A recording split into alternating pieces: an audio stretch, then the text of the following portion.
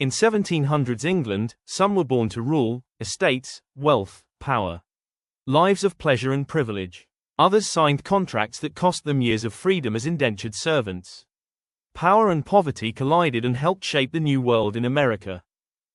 Welcome to Oliver's History Project, where you'll learn the exciting history within the novel, The Unlikely Life of Oliver Atkinson.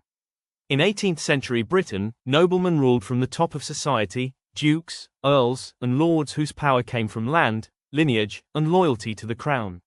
Their families were dynasties. Marriages secured wealth, titles passed to heirs, and children were raised to preserve status, not choose their own futures. Luxury defined daily life, grand estates, fine clothing, lavish dinners, and servants everywhere. Their wealth flowed from land rents, trade, and empire. Few labored with their hands. Noblemen governed, sat in parliament, managed estates, and shaped laws that protected their privilege and property. Many fortunes came from overseas plantations, in the Caribbean and American colonies, producing sugar, tobacco, and wealth built on forced labor. Indentured servants, often poor or orphaned, worked for years without wages, bound by contracts they rarely controlled, living hard and uncertain lives.